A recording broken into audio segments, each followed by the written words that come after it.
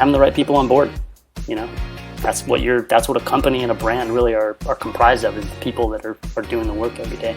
And that was Rob from East Brother Beer Company on this week's episode of Brew Roots.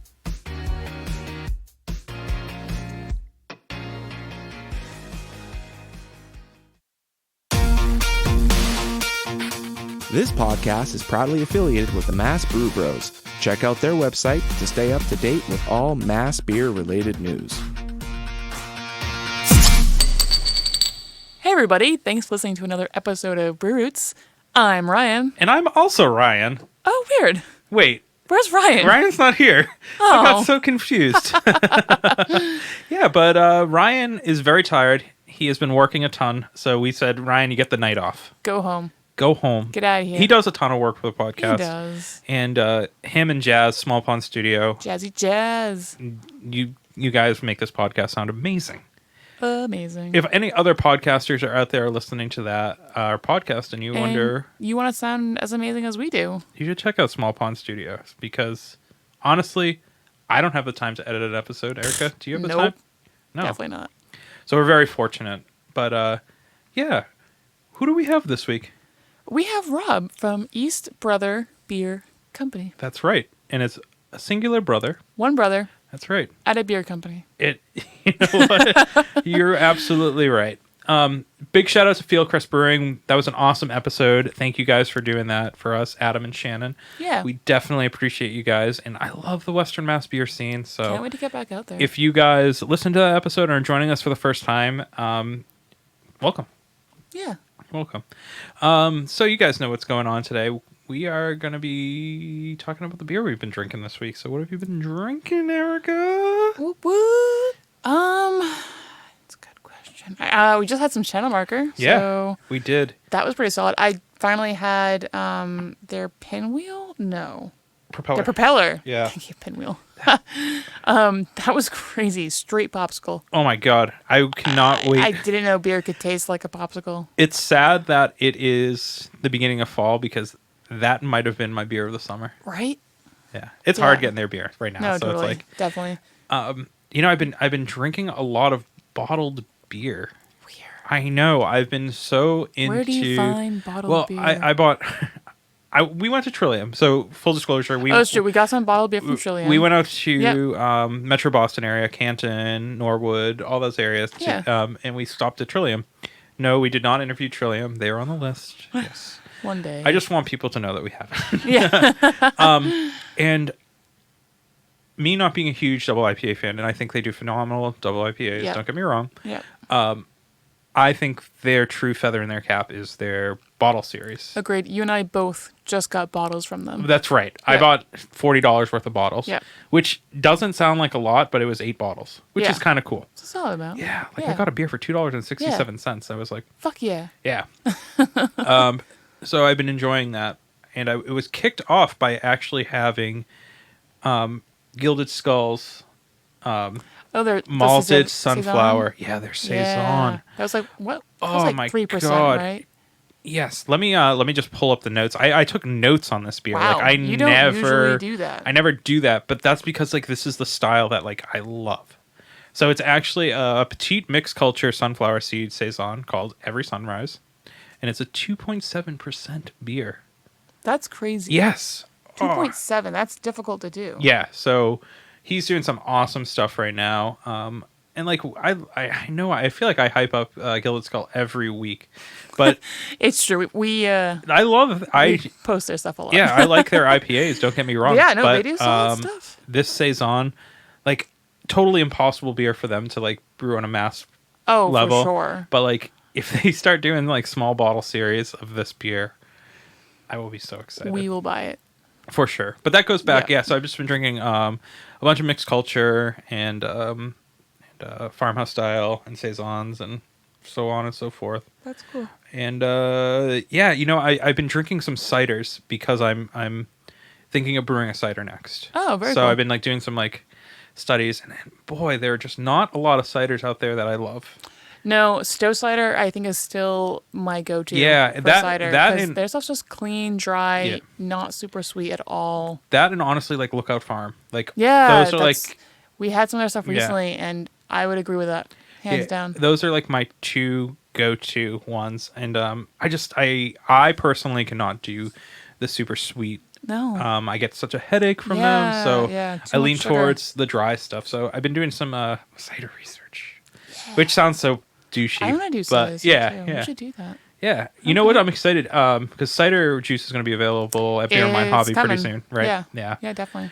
So I'm excited. I did it a couple of years ago, and it just came out so awful. So yeah, it We'll try happens. again. Yeah, I was Yeah. young and dumb and watched one YouTube video, so I'm doing a little bit more research.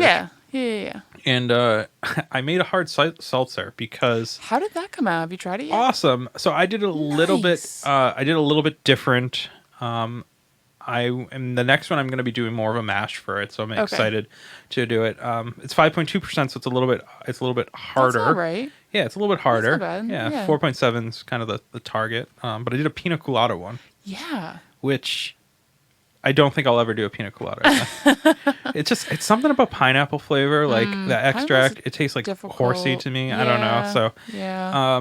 yeah, and you know, we were trying to ask all our guests now how they feel about seltzers, and I think I've full disclosure, I enjoy a hard seltzer. Same. Honestly, I've had a few. Yeah. I don't mind them. I grew up drinking seltzers because, you know, my parents were like, no soda, right? So it's like Yeah. the alternative for me growing up was A seltzer. seltzer. Yep. So I do like that carbonation, and to me, like, I'm never the type of person that's gonna go for those light domestic beers. Yeah. So this gives me an option that's a little bit more healthy. Air quotes. Yes, exactly. Air quotes. Just lighter, and like honestly, they do hit you after They're a great while. in the Yeah, summer. they like, are. Yeah. And I think, you know, the bigger brands do a good job. I do. Yeah. No, I mean, yeah. Yeah, and Can't fault it. it's funny. I don't think I've gone to a brewery and gotten a seltzer. So I don't know that I have either. I'm always tempted to. yeah, I am too. And it's I like, just always have a moment of like, is it wrong if I buy this seltzer? no, and it's like, Which seems so dumb, but I don't know. so it's like it's a blessing and a curse. Like every Yeah. time we go to a brewery, we know the people that work there. Yeah. We love the people that work there. We say hi, we talk, shoot the shit. Right. And like they're always so proud to be like, oh, I just brewed this beautiful Check out this saison. lager. Don't get this whatever, lager. You really yeah. like this. Or they'll be like, Well, Matt, actually, we're gonna make I really this. want to try Yeah. your seltzer. Or my favorite is like, Matt, I really want you to try the IPA. I think you'll actually like this one. I do like Cool. it. Yeah, Cool. cool. Alright, yeah. Yeah. But I always want to try a seltzer just because I'm like, why not? Yeah, Why I'm always not? curious like how different breweries are making it, and honestly, if they're any good. Like I don't know. I'm sure they're good. I'm sure they're good, right? Yeah. But like I'm just Yeah. It's such a weird thing to make. And it's just always curious to see how Yeah. it comes out. One brewery we know for sure is not brewing seltzers is our guest this week. Yes. And let's give you a little bit of background. So our guests this week, they are from Richmond, California. Yep. And Richmond is in the San Francisco Bay Area. And I have that area is like near and dear to my heart. I spent an extended period of time at a company that I worked for. And I fell in love with that area. And it's so expensive to live out there. So pipe Yeah. dream, maybe one day.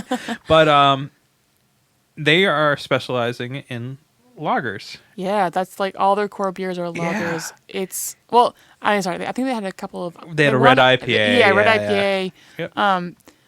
But yeah, just crystal clear, Yes. absolutely beautiful, easy drinking, Yeah. well balanced. They sent us a 6-pack, and Thank you so much, by the way. thank you so Yes. much. I'm really sad I can't get any Oh more my of it, God. I'm 'cause trying to if you're like, ever out there, find it. yeah. And It's amazing. I'm trying to like find people in the San Francisco area. Like I see a bunch of people posting about it and Yeah. they're like, oh yeah, I've gone there. And like Yeah. that area is so densely populated with breweries now. So it's like, they're kind of spoiled like we are.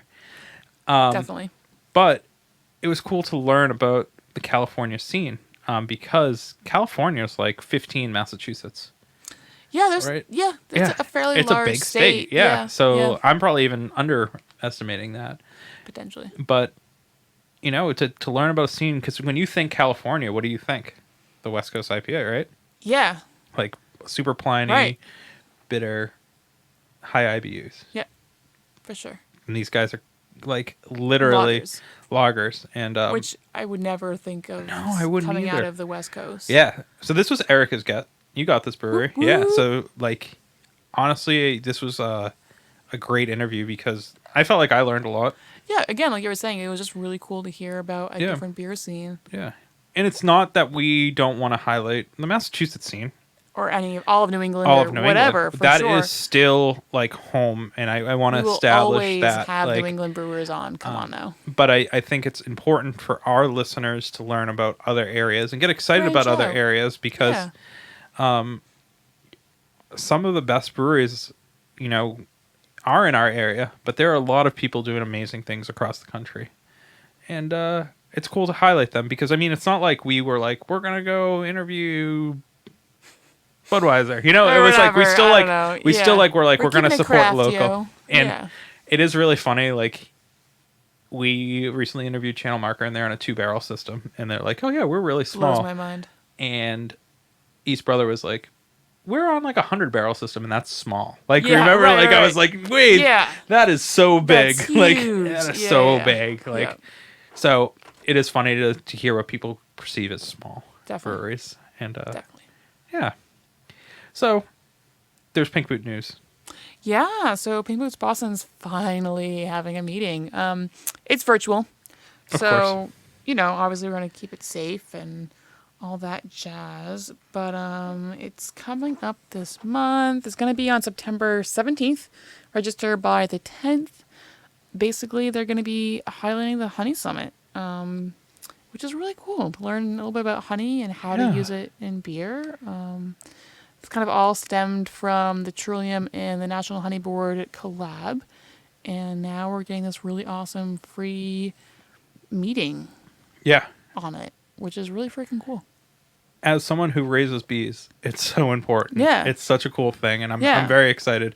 And I know Trillium does great work with that, and I know that Pink Boots will do great work with that. The thing I thought was really cool is I saw that Wormtown and Notch were testing out some of the hop blends and putting their input into some of the hop blends for Pink Boots. Yeah. So I know like Brienne and Jenna and Katrina, they were all putting their input into some hop blends, which is really cool. Really cool. So we're getting all ready for the next Pink Boots hop blend for next year. Yeah. Speaking of like an awesome beer alert, like a new beer is coming out, and I'm just doing this because I know Jenna's listening. So Golden Cherry Gold is getting released. It's a cherry goza from Wormtown. Yeah, is it only in Page's Place or No, is it in locations? I think it's at Worcester. Yeah. So cool. So get down there, support our BFF. Yeah, support Jenna. Biffle. Yeah, she's the best. Yeah, she's the best. And like, I'm excited to try that beer because Definitely. Jenna's such a talented brewer, and I'm very excited to have her. Have her kind of big girl beer. Big girl beer. Yeah. Yeah, it's exciting for her and Wormtown because that's kind of a different style for them. Definitely. Yeah. So I guess without further ado, we have an episode to get to. We do. But we also have a new sponsor that you guys are going to hear about. Stay tuned in here because we're very excited about this one. And like, we just love the person, the people, the family that runs this organization. Lots of love. Definitely. Yeah. So I guess, take it away to our awesome sponsors. Cheers. We miss you, Ryan. Did you know that your favorite Massachusetts breweries use hops from a local family-owned hop farm right here in Massachusetts? Our friends over at 4-Star Farms are there for you whether you're a commercial brewery or a small batch home brewer. Make sure to head over to their website today and get your hands on some of the best and freshest hops available locally. Cheers.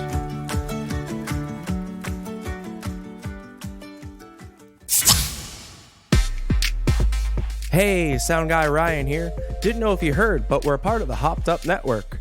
There you'll find other informative podcasts about beer. So go ahead, follow them on social media, and visit them on their website, hoppedupnetwork.com, to learn more about the people, beer, and breweries from around the country. And until next time, thanks for listening. Cheers.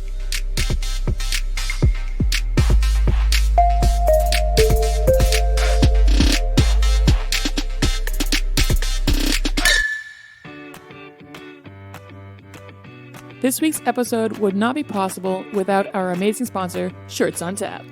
Each month, they team up with breweries from across the country and create a custom shirt and deliver it to your doorstep, along with stickers and coupons. Sign up today using the promo code Brew Roots for $5 off your first box. Head on over to shirtsontap.com today. And remember, drink better beer, wear better shirts.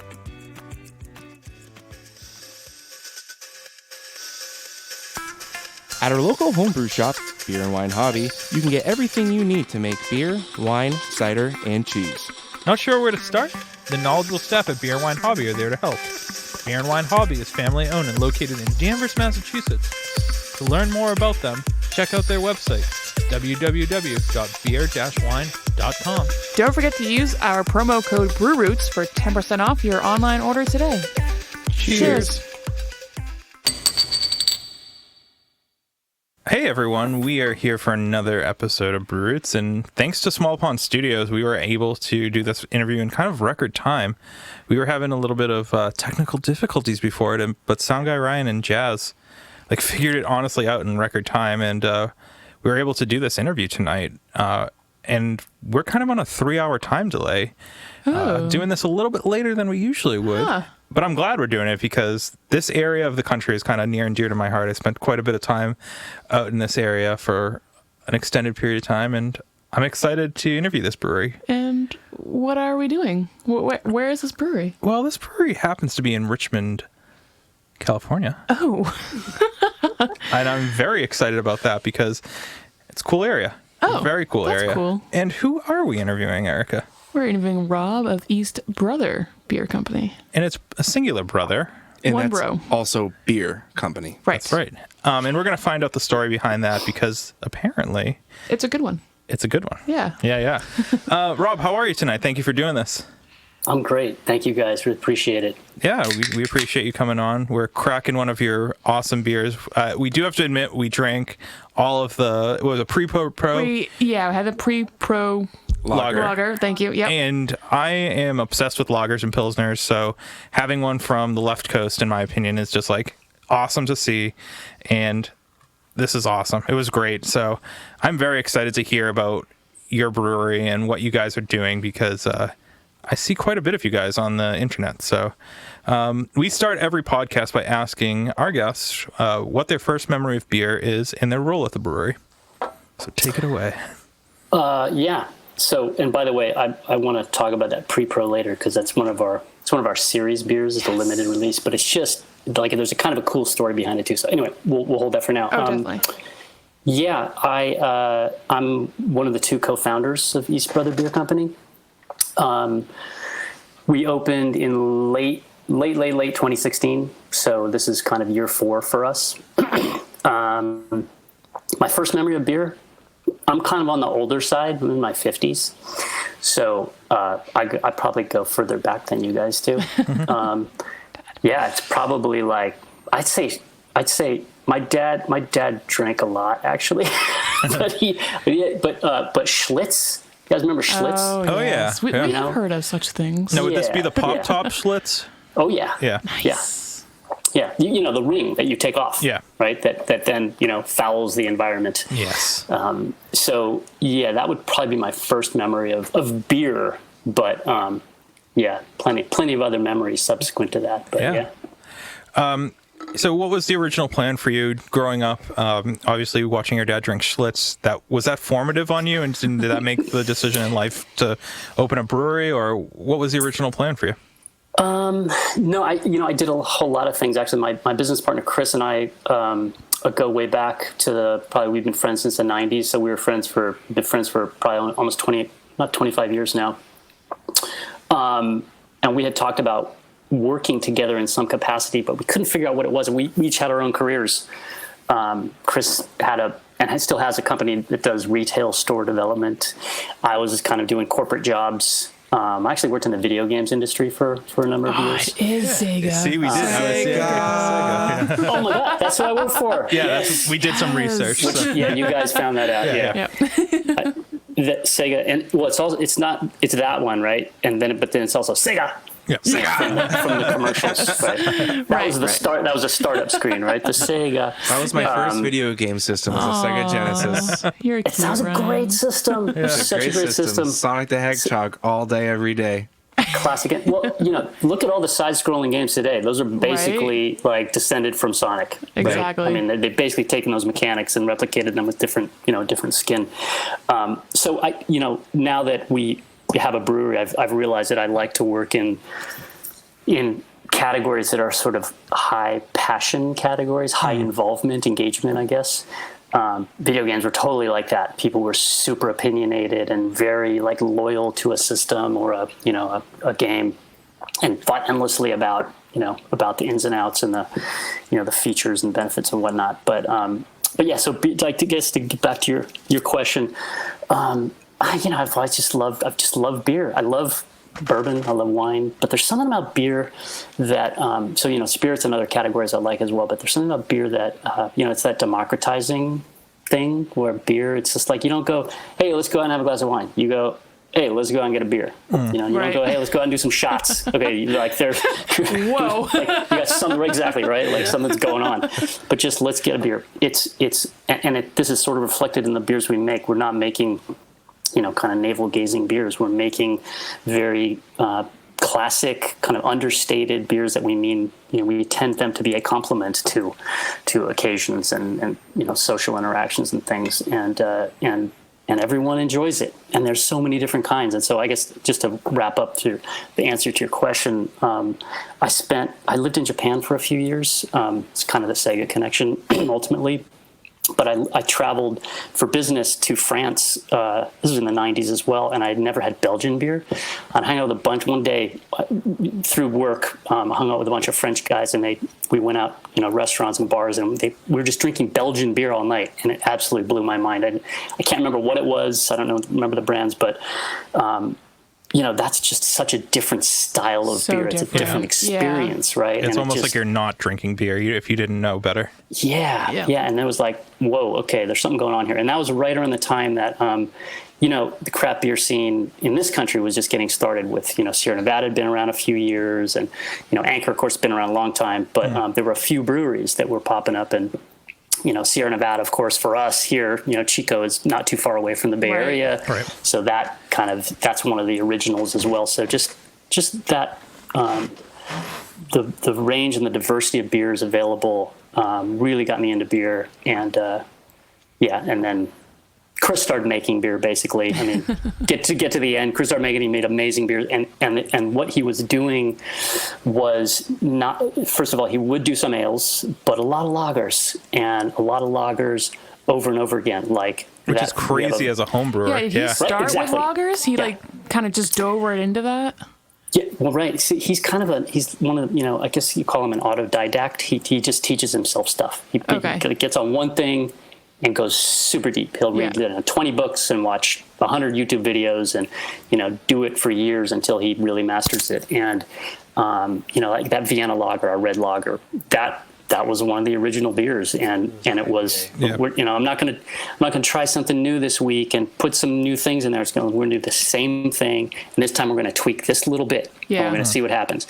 And we did that, 75 times. And, a lager, as takes 6 weeks. So there's a lot of sort of striving for perfection. And the great thing is we're still doing that. We're doing it in, 60-barrel batches and 100-barrel batches now. But it's essentially the same philosophy. Yeah. And when was this time period? So again, in the 90s, he started homebrewing, and you kind of started down this road? No, he was kind of like in the aughts, I think. Okay. And then, did that for a number of years. And then we started talking about doing this. Like I said, we've been talking for years about, what are we going to do? And then, it just became clear, okay, this is what we're going to do. This is, there's all these great things happening in beer. We've got a good approach. And so then, we started talking maybe 2012, 2013 about doing it. So it took a good 3-4 years before we actually were able to start it up. Yeah. Nice. The California beer scene, I don't think the first thing people think about is lagers or pilsners. They think about the West Coast IPA. What's the beer scene like in California, as a whole, and then more local to the Bay Area where you guys are? I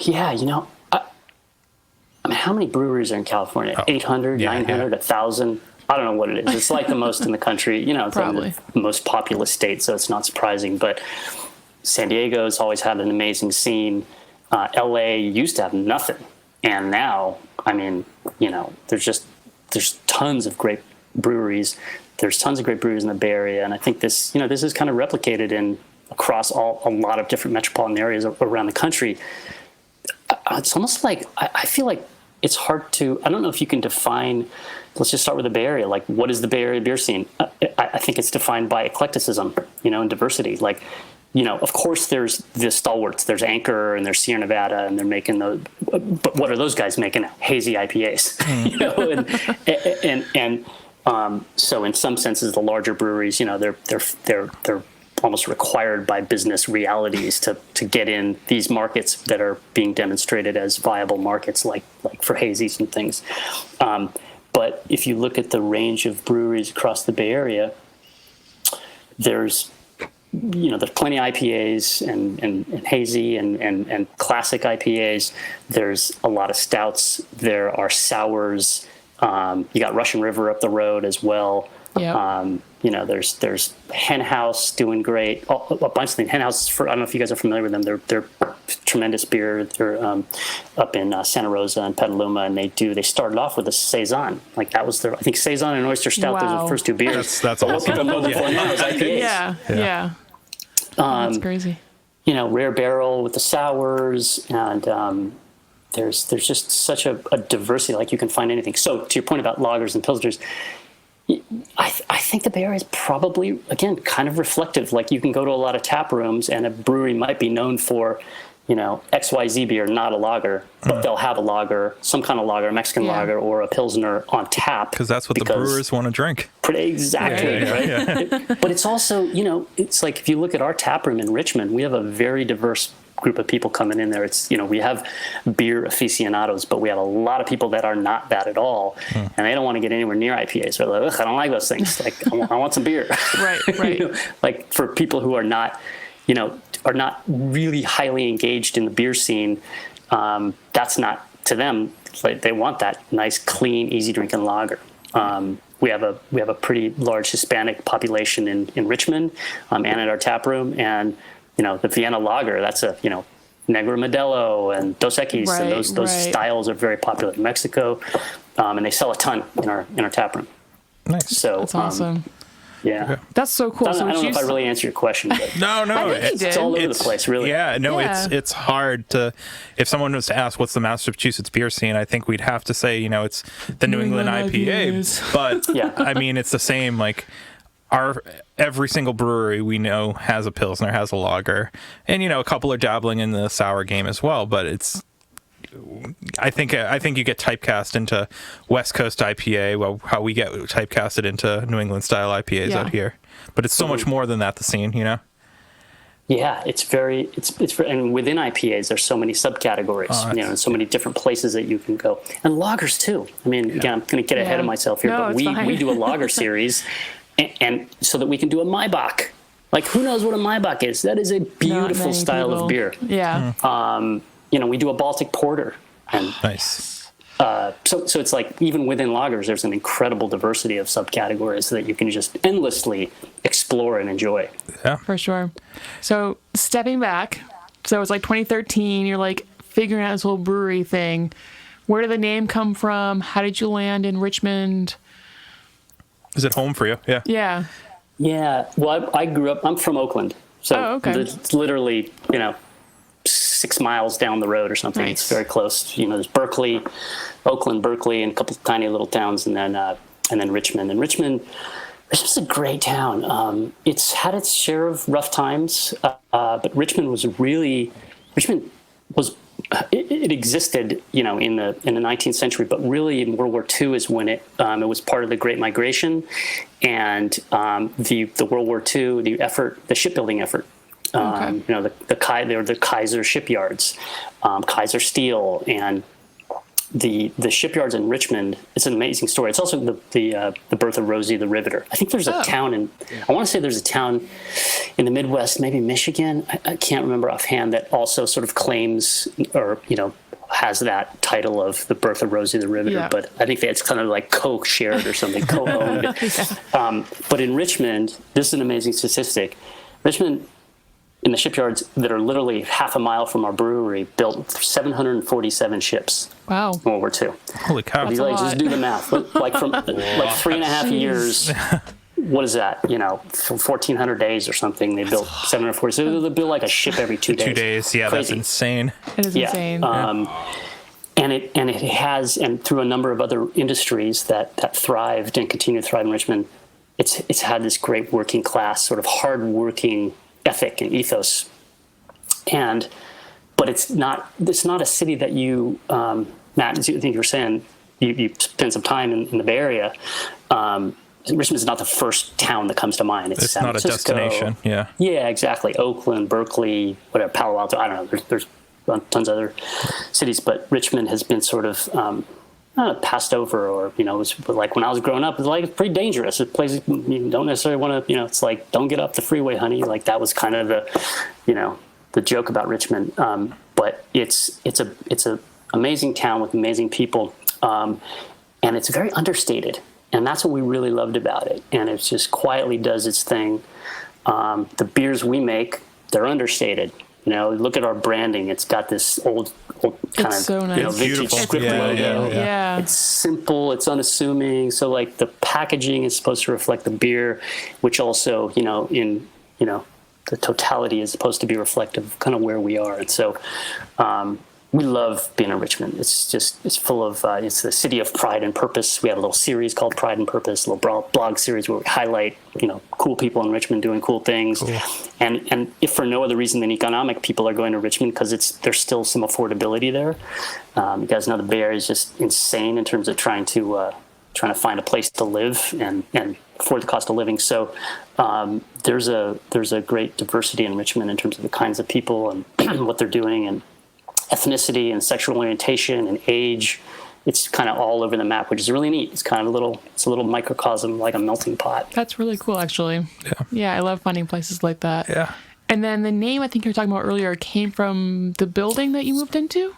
Is that correct? No, so the building we're in was actually the site of the dormitories for the shipbuilders. Oh. So that's long gone, and Yes. we're just in a random warehouse right now. Yep. But not too far from where we are is, we're pretty close to the water, to the San Francisco Bay, and just north of the Richmond Bridge, which connects Marin County to Contra Costa County, is a little island, and there's an island and a rock, and the island is East Brother Island, and the rock is West Brother.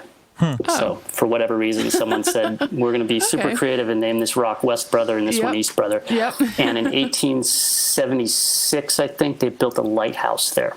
So it's been a functioning lighthouse, East Brother Light Station, for 150 years or something. Wow, nice. They wanted to decommission it in the 70s and just make it kind of automated, but it's got this beautiful Victorian house on it and these old-timey lighthouse I don't know what they're called, but the people that raise their family. Right? Yeah, I think Lightkeeper is right. Yeah.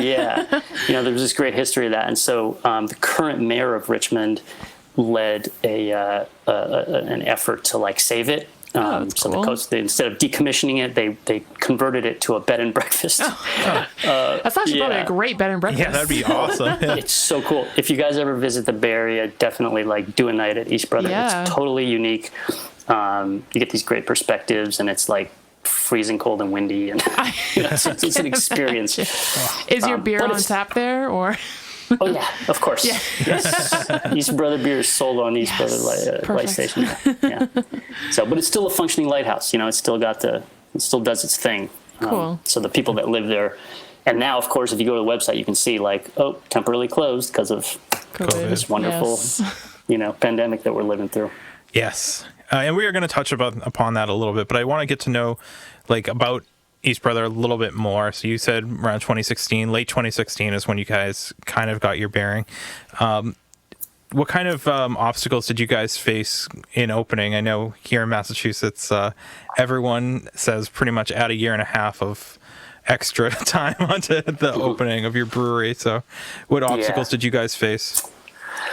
I mean, I guess, from a regulatory perspective, it wasn't horrible. given my explanation of Richmond and its need to reassert itself and be part of a resurgence, it is historically, the city council is kind of mixed, but in terms of business friendly and not business friendly, but the city, the planning department and the economic development department that we met with, when we were first planning this. The Janet Johnson, the director of economic development, we sat down for our first meeting, and the very first thing she said was, "Thank you for choosing Richmond to locate your business." That's like, awesome. Oh my God, that's incredible. Yeah. And we're like buddies with Janet to this day. She's amazing. So we tried to,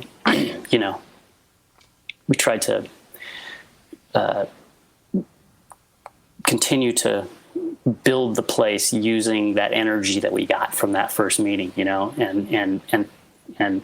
That kept you kind of going. replicate that across the other relationships that we developed as we did everything that we needed to do. I think so. It took us almost 4 years, and I think we I think one of my passwords or something has the year in it, because it was like before we did it, I go, "Oh, this is going to be the year," and it's like, why did I do that? Right. Because it was like 1 or 2 years later. So every time I put in that password, I'm reminded, oh yeah, that took longer than we thought. So it totally did. A year and a half, I'd say that's probably about right.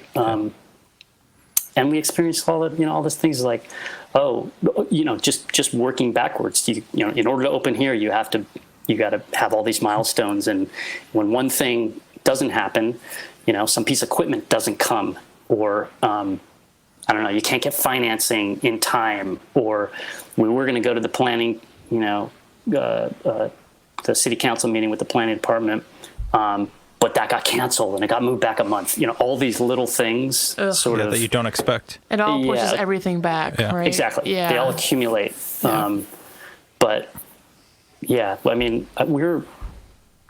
open. Yay! People come to the tap room, and we're canning and kegging beer and selling it, and we're super, super happy about that. Were you still working your day job when you started this, or were you able to take a step back? Or are you still working your day job? No. That would be impossible. This is like 24/7, 365. Yeah. Not to say that we're like killing it ourselves. Like, we try to be balanced, have a little bit of work-life balance. But no, I quit my corporate job about 9 months before we opened. Wow. Nice. Yeah. That's pretty cool. Yeah. So, I can't imagine doing anything else. This is all consuming. Oh yeah, absolutely. Absolutely. Yeah. So day one, what beers did you have on tap, and were those homebrew recipes of your partner, or were those something that you guys just kind of were like, we are opening up with these set beers? Yeah, all five which are today are 5 core beers that are cool. I went to on my way back from the brewery today. I stopped at a restaurant that our distributor sales rep texted me and said, "Hey, can you stop by here and drop off these samples, do a little tasting?" I was like, "Yes, I'm so hungry to do that stuff," because we've been all shut down, right? It's like, right. That's what's on our postcard, our 5 core beers. So the ones I think that we sent you guys, plus the pre-prohibition. So those 5, there's it's the Pilsner, the Bo Pils, the Red Lager, the 2 IPAs, Red IPA and Gold IPA, and then Oatmeal Stout. So those 5 were really the ones that years and years were spent in, striving for, optimizing and refining and, rinse and repeat. That's an amazing core 5 beers, by the way. I have to tell you, that red IPA that we just had, I think simultaneously it all hit our tongues, and I think we looked at each other and go, holy shit, that's a really good beer. Yeah. So that's an excellent beer. So clean, nice kind of sweet caramelly. Well, yeah, that's what it was. tone, Yeah. and bitter and dry, but like not over the top. And that was. I'm really glad to that hear was you guys say solid. that. Yeah. I'm very gratified to hear that, because listen, let's be honest, and we've been told this a few times. Beers with red in them can be interpreted in some category or some markets as like, oh, red, that's like So old school. 90s. Right, exactly. right. Yeah. Exactly. But people love that red IPA. It's really it's like one of those beers that's it's balanced. Yeah, it is. Yeah. For sure. for sure. But so cool that you were opening up with these core beers and you're still here today. Like, I don't know, I just feel so many times that breweries change and they're like, oh, well, now we brew all hazy beers because that's what's sold. That's what's selling or whatever, you know? So it's awesome that these are still your core beers. Yeah, I would be lying if I said we don't think about other, about trends and things like that. And people are like, why don't you sell hazy? You make $1 million, or whatever, like you bank. But we're really just trying to stick with, there's so much in there in the market that we're trying to stick with what we originally decided, what was in the business plan, what was our original positioning. And we feel like there is a differentiation and there's a sort of, complementary component to what we're offering. Yeah, I have to say that's really cool that you're not chasing trends and you're just kind of sticking by your guns. You mentioned the 5 core brands that you started out with, but you also have the series that you were talking about. And we tried the pre-prohibition pre-prohibition lager. Talk about that series and why this beer is special, because you mentioned it off air that it's a little special to you. Yeah, so that was the first, of course we opened with 5, and then the very first thing is, all right, what else are we going to do? What else are we going to brew? And we do tend to brew fewer beers. I think in the entire time we've been open, we've probably brewed, maybe 14 or 15 different beers, because we've got a couple that are tap room. That's so cool. That's awesome, actually. I feel like that's refreshing to hear. It's refreshing, yeah. It's too tiring. Oh my God, we can't come up with all those recipes and like wrestle with all the ingredients and the naming and the marketing, and oh my God, it's not like to mention, exhausting. I think I heard you say on maybe another podcast or something, but like you're able to hone down on beers this way. If you're brewing like 1,000 different kinds of beers, you're never able to perfect those beers. You're just making something new and something different or whatever, So that's cool. You're like, I'm going to perfect these beers, and sure, we'll do something different, but we're not going to do 1,000 different things. So, yeah, which is kind of why we're sticking with that. I mean, again, let's be honest, people love that new stuff, right? Like, what's new, what's different. There is a driving market force to that right now, but whatever. Like, there's the other guys can do that. I'm fine with that. Plenty of people. I've had buyers, bar managers, or owners or whatever say, I've got so many IPAs. If you were bringing me IPAs, then I'd say take a hike. But I love this red lager, or I've got a slot for this stout or something like that. So that's sort of the reinforcement or validation that at least we're on the right track. So yeah, we opened with the 5, and then immediately we're like, okay, what else should we do? And let's see, I think it took us a year, because we had a couple of like taproom only beers. We do an ESB, which we call English Pale, which is a really beautiful beer. Just because ESB, what is that? Right. We try to be straightforward with our naming, but we also try to be, descriptive. And then we're like, okay, well, let's kind of do some kind of seasonal thing. And I initially resisted this, but Chris, my partner, wanted to do a lager series, and I thought, oh God, they take so long, and can't we do something that we can do fast? And and you being the business person, the tank space is a premium, I'm sure. Exactly. And now this did require us to buy more tanks. We've bought, I think we've quadrupled. We didn't start with much, but I think we've now quadrupled. We just brought in a couple of 100-barrel tanks, and we've now quadrupled the space that we started with. How many barrel system are you on? When we just brought them in like quite recently, like in the past couple months, and I think last week we brewed into the 100 for the first time. So we had 100 barrels of Pils that's fermenting now, which is just, oh my God, so exciting. I can barely contain myself. So he's like, let's do a lager series, because kind of what I was saying earlier, there's so many different things you can do. And the first one we did was a Maibach. Then that's our spring beer, because it's May. It's a spring beer. Yeah. We do a pre-prohibition lager in the summer. We do a fest beer, obviously, in the fall. That one's coming out in a week or so, and then in the winter we do a Baltic porter. Lovely. I love a good Baltic porter. Yeah, that's a great beer too, because it's got it's like got all the great richness and depth of a porter, but it's still kind of clean. Right. Drinkability. Right. Yeah. So the pre-prohibition lager, I was just going to say, we did a couple times, and this was, I think, the third time we've done it now. But there's a local maltster called Admiral Maltings. I believe they're the only maltster in California. They're now, there's I think a bit of a movement, or there's a, growing number of craft maltsters around. And these guys, the guys that started it are like famous in the Bay Area beer scene. If you're familiar with Thirsty Bear, sounds familiar. In South of Market in San Francisco, it's a guy named Ron. Oh God, I can't remember his last name now. It's gonna kill me. Sorry, Ron. But Ron's pretty good. I like his first name. Yeah.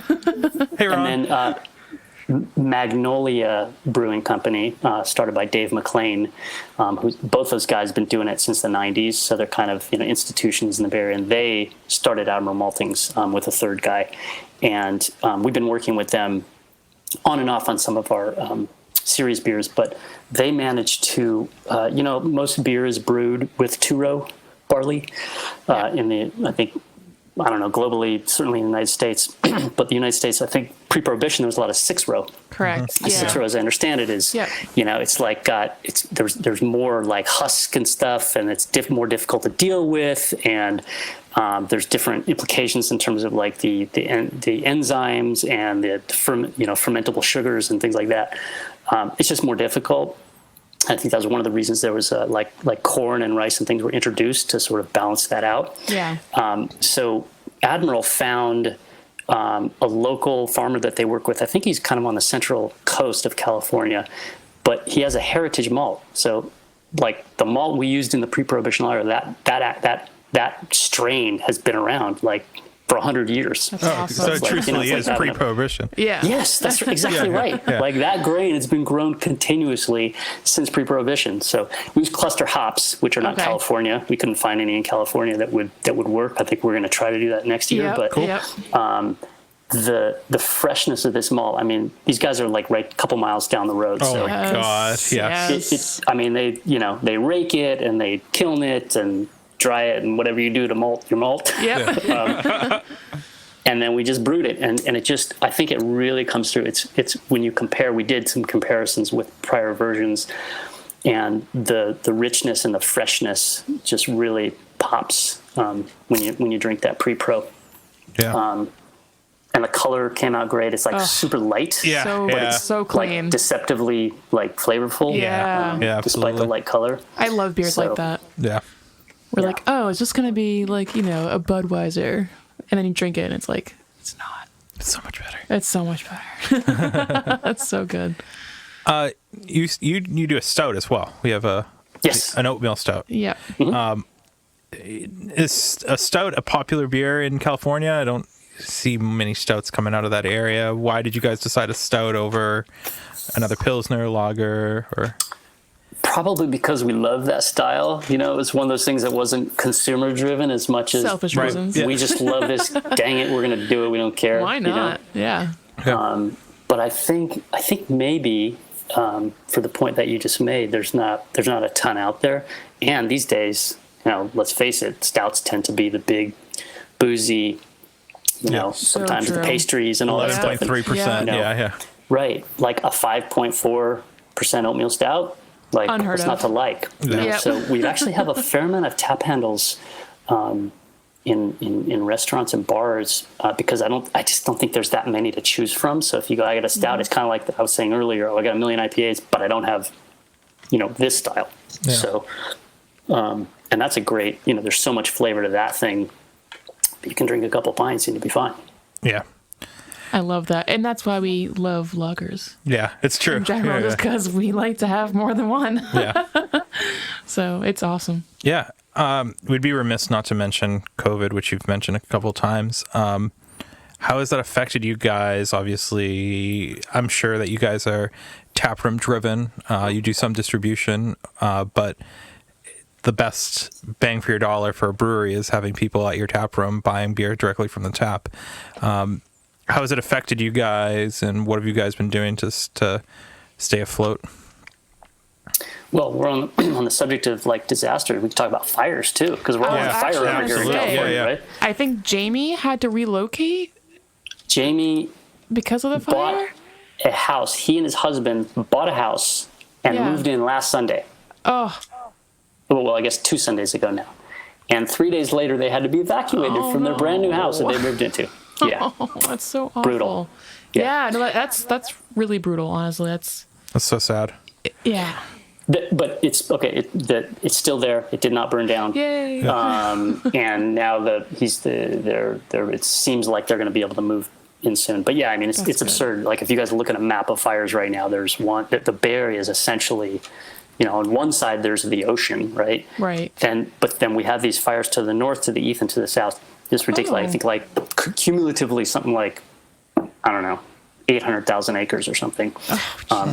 And we'll just go down this like depressing note for a moment. Yeah, let's do that. We were finally, we had some reopening dates come and go because we just weren't comfortable with it. Like we couldn't, I don't know. It's so difficult. And this gets to the COVID thing, but it's so difficult to balance. We can't go on like this indefinitely. We need to open our business, but at the same time, everyone's freaked out about health, keeping people safe. Exactly. Yeah. So anyway, last weekend was our first official opening. We'd done a soft opening the prior weekend, but last weekend was the official. And then the fires made the air so bad.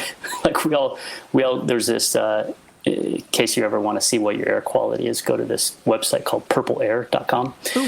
It's amazing. It gives you little color-coded pin dots of how much particulate matter there is and how safe the air is. And out here in California, where every fall now we have these horrible, out of control fires, like we're all looking at that stuff. So it was so bad last weekend, we said, never mind, we're not opening. Oh my God. We opened for a couple days and they were like, forget it. It's just like we can't be inside because of the pandemic. It can't be outside because the air's so bad. So it was pretty grim.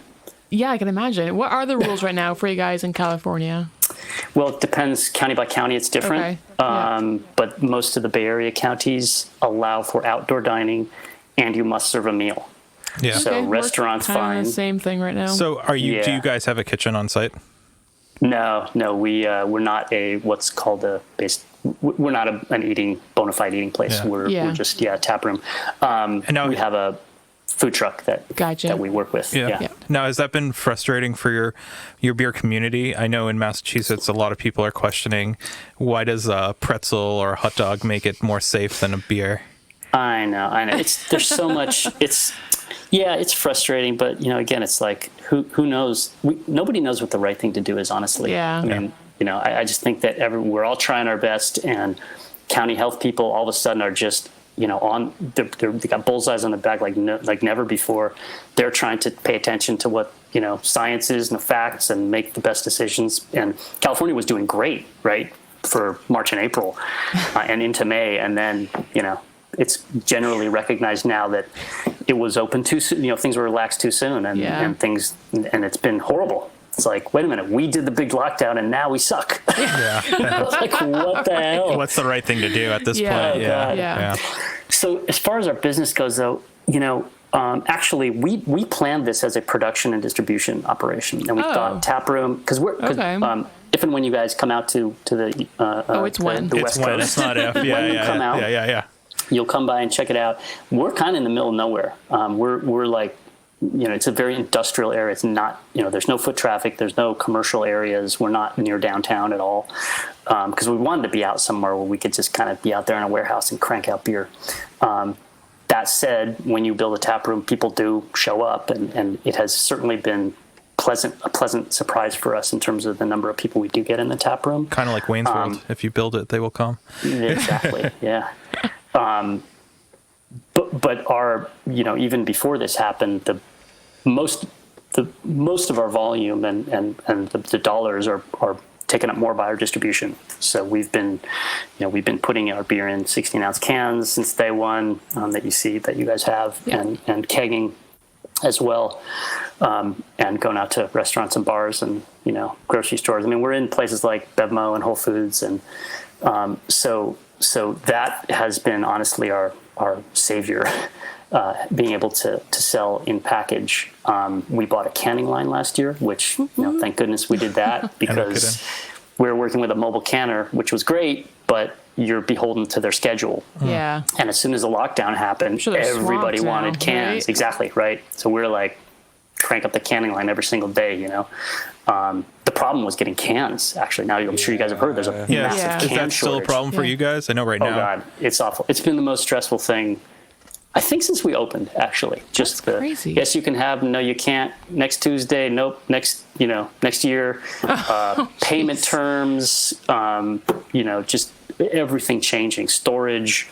Like there's you can't rely on anything because we're just we're tiny, right? We're a gnat on the ass of the industry, so we're not. We have no zero leverage. Yeah.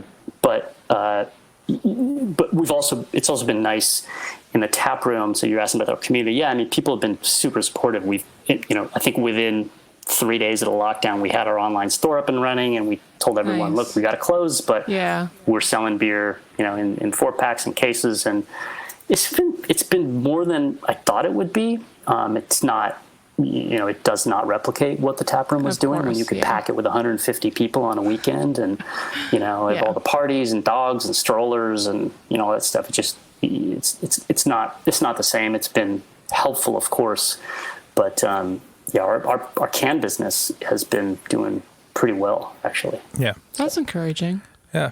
So mentioning being in Whole Foods, are you guys distributed widely throughout California or mostly the Bay Area?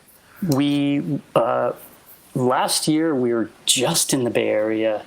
We signed with a distributor in the spring of 2019, and then kind of expanded throughout Northern California. Places like Sacramento. I didn't mention that, but Sacramento's a big beer town now. Yeah. A lot of new breweries there. And then just in the past probably 6 weeks, we just started inching our way to Southern California. So Nice. we're with this distributor throughout the state. That's awesome. Yeah. Any plans to expand outside of California, or is that a hard game to kind of crack? Honestly, we have been dipping our toe in the water, I guess, exploring, because frankly, when our restaurants and bars going to come back, that's a big, Yep. that's a big piece of a brewery's business. And just given the uncertainty, we're trying to get a few irons in the fire. So we kind of looked at the states. Jamie did some analysis of our website and our social media, and kind of looked at where our traffic comes from and where we're engaging with, Instagram influencers and stuff like that. And we're thinking of a few different states that we can start talking to. So yeah, I'd love. We don't have any kind of world domination plans. We're not interested in I don't know. I getting think you huge. could do it. I think you can come to Massachusetts. Yeah, At you least. came to Massachusetts, Yeah, so I yeah. think you would do pretty well. Tell me about the lager scene in Massachusetts. Yeah, so, Well, yeah. So we have a couple great. There's a few. Yeah, there's Notch Brewing in Salem, Mass.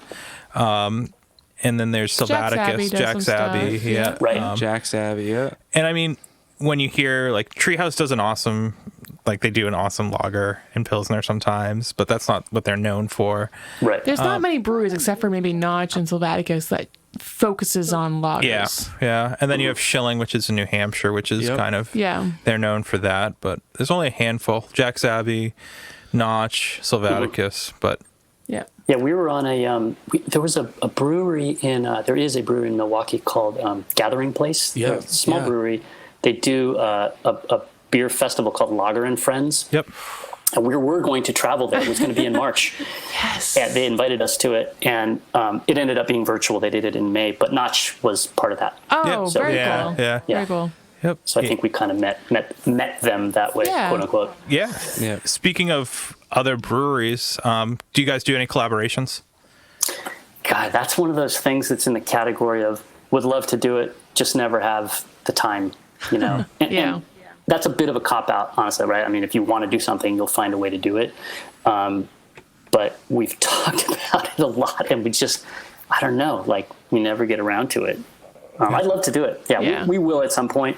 We actually had a couple conversations that we were starting to go down a path yeah, let's definitely do this. And then, March happened. Right. And Right. it derailed everything. I mean, and the answer to your question too about how we dealt with COVID is to think about it every single minute of every single day and try to figure out. It's unbelievable how much time we have spent just trying to react, Oh, yeah. and pivot and adjust and make sure we're doing the right thing. I mean, we came up, we did a set of guidelines for our team. this is how we're going to operate safely. And we looked at the county and the state, and we got all these examples, and we wrote it up. And I mean, that took like days and days to put that thing together. And then like stuff happens where like, one of your employees, like, spouse tests positive, and then everyone's like, oh shit. What do you do then? Right. What do you do? And so then just like that kind of thing. Fortunately, we've dodged the bullet. But we've had a couple scares like that, and okay, where were you, and who'd you talk to, and when were you in last, and the testing, and just trying to keep everyone safe and trying to, honestly ensure that the production team is insulated, right? Like we have to keep production up and running. Are they in a bubble like the NBA and everyone else right now? Do you like kinda, yeah. No, we've got the whole place mapped out where, the taproom people can go to the cold room during these times of day. At these times of day, you can't go over there. Like you have to text someone from the production team and ask them to go in and get what you need, and they'll bring it like that, right? Because we're just trying to be as disciplined as possible. Do everything you can. Yeah, definitely. Yeah. So I want to get to know you a little bit more. I think we have a great understanding of your brewery, but what are you drinking at home? Do you have any of your, other than your own stuff? What are you drinking at home? I'm drinking my Bo Pils right now. Yeah, that's what we just had. Yeah, that's what we just had. That was a solid beer. Yeah, thank you. I know, I love that beer. No, thank you. Yeah, no, definitely. Thank you. I'll be honest. Financially, it's tough times right now, right? So I'm not. First of all, we don't go out, hardly at all, and mostly it's like, well, do we have some, low fills in the cold room from the last canning run that we can't sell anyway? Okay, I'll just grab some of those. That's right. Mostly what I drink. But I'm kind of a seasonal person. Like I love saisons. Like I love saisons and farmhouse, those kinds of things. Like I was talking about the Belgian before, right? Like anything with a Belgian character, I just love. So I'll get, I don't know. Trying to think like, well, this is the reason I can't think of it is like I don't buy it very much, like but in the winter I'll drink stouts and porters a lot. So actually I kind of want to backtrack a little bit. Your beers are all super clean and super clear. I mean, like, that's beautiful. So talk to us about that. I know you've mentioned like that you do some filtering. What is your filtration process like? How do you do that, I guess? Whatever you know. Yeah, well, I know that we've tried a few different methods and had varying degrees of success. There were times when, especially with the IPAs, we would filter and we were not using the correct medium, or at least a small enough medium, and like crap was getting through. And, it's not dangerous or anything. It's just, some protein and hot matter and whatever. But, you'd go store and buy your beer off the shelf and come home and pour it, and it would be full of floaties. Now, interestingly, floaties like tortured us for like 18 months. It was just, oh my God, we still have this. The funny thing is these days, and this was sort of like, when did hazy beers really take up? I know they've been around for 3-4 years, but it feels like 2017, that's really 2018 forever, was like, as far as I know. Yeah. So like 2017, before hazy stuff, like we're seeing floaties in our beer, but then at the same time I'm going, wait a minute, look at all these hazy beers that are starting to come out. People don't really care about that. So I think in some ways it was us overreacting in terms of our perception of what the market response would be. But at the same time, to your point, Emily, we just love clear beer, And so like every single beer we do, we filter. And what we use now is diatomaceous earth. And you got to be careful with that. You got to wear, masks and stuff, because it's, can respiratory issues if you don't have your proper protection while you're doing it.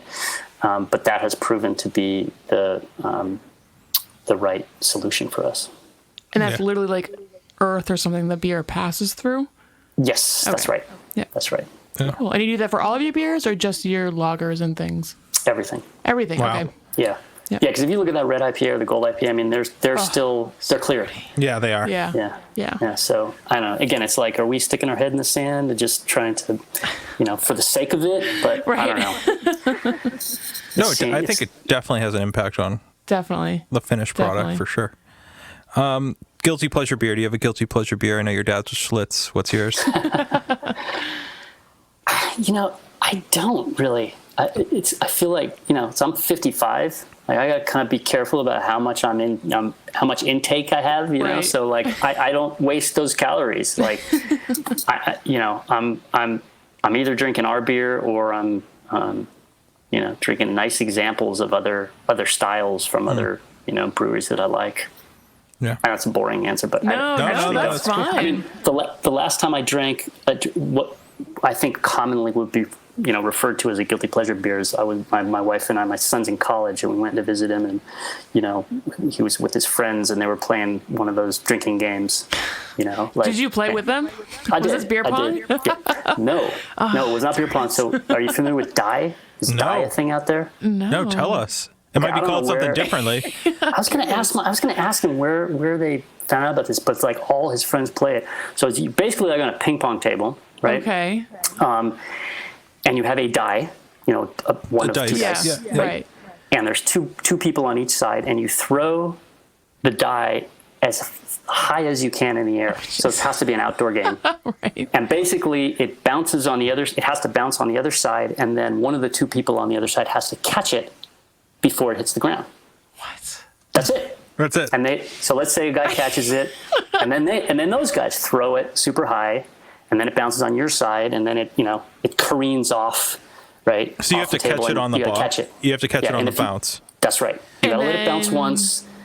It can bounce all over the table, but once it goes off the table, you got to get it before it hits the ground. If you don't, you drink. Oh, okay. I was waiting. Where's the drink? Yeah. That's where the drinking comes in. Yeah, and in like half an hour, I think I drank 3 Coors Lights. Right. Like you can really drink a lot of that stuff quickly. It's very drinkable beer. We're definitely going to be drinking that after this podcast. We're going to be playing that game now. Yes. That's awesome. That's our new It's game. pretty fun. Yeah. It's pretty fun.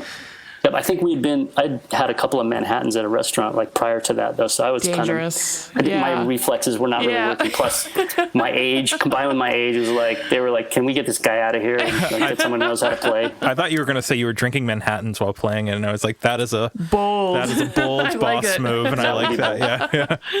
Yeah. I'll suggest it to them. See if they run with it. Yeah. Nice. So I have a couple questions. Ooh, a couple. What? All right. What?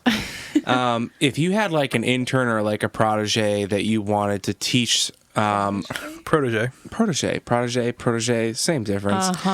If you wanted to teach them about how to run a business, what would be like the one important piece of information you would tell them? I guess look, and maybe this is sort of cliched, but getting the right team. Having people that really... that's huge, honestly. Getting on a team. Your partner is friends with you for 25 years, and you're still friends, and it's still working out. That's pretty huge, I think. And having people that love what they're doing, and so it's you want to like we pay healthcare. Like I don't think most small breweries pay healthcare, but we kind of said, look, we can't. Brewery salaries are not very high. We're a startup, so we're not going to be, your salaries are going to be lower than probably you get if you went to work for Google or Salesforce or millions of other companies in the Bay Area. But let's at least pay healthcare. That'll be something that'll be a benefit for people. That's huge, honestly. So that kind of, we're trying to adopt that kind of philosophy and, I think with varying degrees of success, but having people, having the right people on board, That's what a company and a brand really are comprised of, is the people that are doing the work every day. So my next question is what do you want to learn more about having a business? What I find is, and it's almost like a black box. It's like, neither of us Chris had been running his own company for a number of years. So he knew about starting a company and running a company. I had not. I was really, I was working for a paycheck on salary for 30 years, basically. So with regard to the brewing industry specifically, we've learned a ton. A lot of times by trial and error and going, oh shit, we thought we could go with that size of chiller, but no, we need a bigger chiller. So it's whatever, it's only another $25,000. We'll figure it out.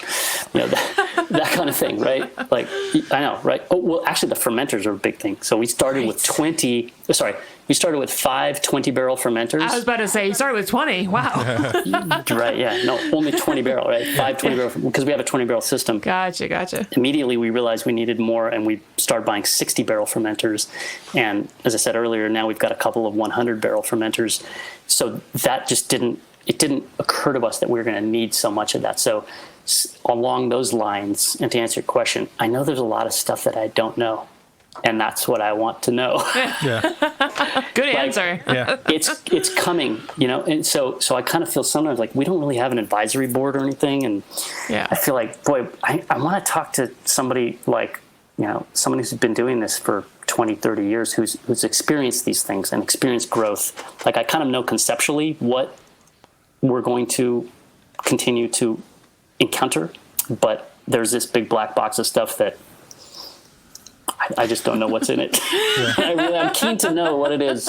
Yeah. So along with that, you bring up a good point about, wanting to ask someone for their, knowledge and experience. Like, around here, the brewing community is really tight. Like, people always help out each other. What is the experience that you have had in the California beer scene? Like, is everyone helpful? Yeah, it's definitely, I think it's very similar. I do think that there's a lot of people similar to us that are new to this. Okay. Yeah. So you're all kind of trying to figure it out at the same time. So but there's the Bay Area Brewers Guild, there's a forum, and there's just constantly stuff like, oh, we need this, we need that. Hey, can you recommend this kind of this or that? There's a lot of sharing of information. So even though it is a competitive industry, I think it does retains that kind of unique sort of collegial, mutually helpful set of values. Which is, I'm sure, a far cry from you working at Sega. I'm sure you didn't call Nintendo up and say, we are missing these capacitors. Can you please send us some? Right. Oh, man. Or PlayStation. Or PlayStation. So coming from that industry and knowing about the competitive nature of that, obviously the brewing industry, you have to be somewhat competitive, but you guys are all in it together. Does your area have a lot of breweries? Or are you kind of the only act in the area? Well, there's only one other in Richmond. Well, there's technically two. One is almost like a little backyard operation called Origin Brewer. Hey, Origin. One woman runs it. It's a cool place. She makes some nice beers. We see her at little events and stuff like that. But I think it's a 1-barrel system maybe. Yeah. There's another brewery called Armistice. It's run by a brother and sister, Alex and Gregory Zobel. Super cool people. That is primarily a taproom model, and so that's the only one in Richmond. But in the Bay Area, there's probably 100, 150, depending on how you define the metropolitan area. That blows my mind. Yeah. But anyways, that's crazy. Like, in your small area, you've already 100. That's a lot, I feel like. So yeah. Wow. How do you well, I mean, other than the lagers, I mean, how do you stay relevant with all those breweries right there? That's the trick. Right. Yeah. Hopefully you have something that people find interesting that differentiates itself. I mean, that's probably why we're not doing a hazy, we're sticking with our guns. We've been doing lagers since day one. We don't do it because it's like, oh, we need another thing to round out our tap handles in the tap room. It's more like, this is what we've been doing. And we feel like, look at global beer consumption. If you throw in, what is it, 80% lagers, 80-85% in terms of volume? Right. Yeah. Right. So, when you look at the bigger picture, now, granted, there are price point issues and, things like that, but there is a demonstrated need, and a demand for lagers. So for sure. I feel like if you make a good product, and of course, we took a GABF medal last year for this Pils. We won the gold in the California Craft Brewers Cup. Congrats. So, sorry, I had to get those in. Yeah, but that's awesome. Like flogging that stuff, right? Like, we made little shelf tags with those two things, and so you can stick that in, Whole Foods. Like, here's our beer, and it's a medal winner, and that. The wine people do that all the time, right? So yeah, that makes a huge difference. That people, when you're in an industry and there's hundreds of cans in front of you and they all look crazy, and you come across yours and this one looks neat and right to the point, and you know what you're getting. Yeah. And has a little medal. I think that is a feather in your cap. That's the approach, right? Try to have something that's a little bit differentiated and, gives people a reason to reach for it off the shelf. All right. So I'm actually kind of totally sidetracked just because I think it's super cool that you worked in Sega. Do you have a favorite game, like a Sega game? Were you like a gamer? Yeah, somewhat, but I mean, Sonic for sure. Okay. I mean, Sonic was just there was something beautiful about that game. It was so simple and so it was so innovative for its time. I was about to say very innovative for then. Didn't look like anything else, and there were so many copycats subsequent to it. Sonic 1, 2, or 3? Ooh. Probably 2. Okay. Good choice. That's what I was gonna go with. Cool. All right. So I want people to find out about your beer. So where are you guys located on the internet and social media? And then if you happen to be in the California area, where can we get your beer? So it's East Brother Beer. Everything is East Brother Beer, Brother Singular. Yep. Whatever, Instagram, Facebook, websites, eastbrotherbeer.com. Are you on MySpace? We ask that every time. I think so, but we could. I don't know. I guess. Are we on Friendster? Yeah. Yes, that's the next question. Yeah, Google Plus. Google yeah. Plus. Yeah. Live Journal. Actually, didn't they just shut down Google Plus? I think they just. Yeah, they did. Yeah. All right. But okay, well, how about Snapchat? Should we be on Snapchat? I don't think we are. Or TikTok. Should we? Yeah. No, TikTok, right? Should we be on Pinterest? I don't know. Who knows? No. Who knows? Yeah. So if you go to our website, there's a beer finder. So Cool. it's a Google map with all the pins. So you can Love just it. kind of, wherever you are, just click and see what's nearby you. But we're most of the, certainly in the Bay Area, places like Bevmo and Whole Foods and Total Wine, a lot of neighborhood groceries and liquor stores and stuff like that. Or you can just come to our tap room, 1001 Canal Boulevard in Richmond. Nice. I think post-COVID, we're going to have to make our way out to California. Trip planned. Yeah, Noted. for sure. There's so many great breweries for you guys to go to. I mean, there's 100 apparently. We'll have to go for a couple of weeks, I guess. Yeah. An extended Backpack our way stay. through. Yeah. Definitely. That's awesome. All right. Ooh, it's my turn. Last question. So what are you most proud of? And that's crazy open-ended. I guess just. I have to say, when we were at GABF and they said the silver goes to Bo Pils East Brother Beer, I said, I can swear on this podcast, right? Oh, yeah. Absolutely. It's I allowed. said, I jumped up and I said, "Fuck yeah!" I was overcome with emotion and happiness, because honestly, Yes. it is not easy, running a brewery. It's not, there's this kind of belief that, people are making tons of money and you driving print fancy money. cars and all that. Yeah. And no, you're doing this because you love the product. So a multifaceted answer like that. Obviously, super proud of that. But For sure. But I think just seeing people in the tap room, or seeing people post on Instagram or something, just saying like, "Hey, nice job," and like, "This is I like this. I'm enjoying this." And so just being able to convey, make something and work really, really hard to bring something to someone, and they feel, they're not moved by it, but they're enjoying it enough I'm that moved by they it. take the time to tell you how much they like it. So it's like we actually are bringing a little bit of happiness to the world by doing this, and that's a really good feeling. It's kind of. That was probably one of the best answers. Yeah, I agree. That was really great. I have to say, it's kind of like you went full circle with the entire conversation. You mentioned that beer. People say, "Let's go get a beer." They don't say, "Let's go get shots." And with your last statement, it's so true. People are enjoying your product together, and it's bringing them some happiness. So, cheers to doing that, because that's awesome. And yeah, congrats for putting smiles on people's faces, one beer at a time. I know certainly when we cracked open your beer and we had our first sip, we all simultaneously went like, fuck yeah, this beer. We did. No, seriously. So it's awesome. So make sure you guys, if you're out in California, we know we have some listeners out there. We see you on the maps. We see you. We know where you are. Make sure you try this beer because it kicks ass and you can't drink hops all day. I don't drink hops ever. Well, I mean, just straight hops. Yeah, straight hop water. Just straight hot water. This is awesome beer. So make sure you make your way out to the brewing company and get their beer. Do it, please. Thank you guys so much. Really appreciate you. Anytime. I think most of the people you've talked to are like on the East Coast, right? Kind of in your neighborhood. So thank you for giving some love to the left coast, the West Coast. Yeah.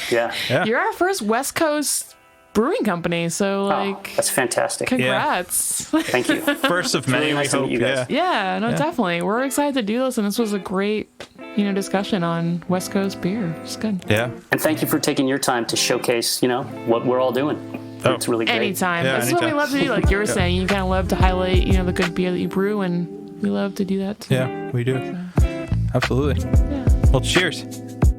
Hey everyone, thank you for listening to our episode with Rob of East Brother Beer Company out of Richmond, California. Yeah. No. Thank you so much for doing that, Rob. We do appreciate you coming on the podcast, and we appreciate everyone who made it this far in the episode. Seriously. We have some pretty amazing things coming up for you the next couple of weeks, but you're going to just stay tuned. That's right. You can find us on YouTube right now. It's just youtube.com, probably /Brew Roots. It's all over our Facebook and our Twitter and not our Instagram, but it's pretty amazing. You can check it out. We're going to be doing some new content stuff, and we're going to be doing that stuff with the help of Small Pond Studio. So if you guys are a recording artist, a podcaster, spoken word, live band, solo artist, what else? Anything else. Audiobook. Yeah. Why not? Our friend Jazz over at Small Pond Studio can help you out.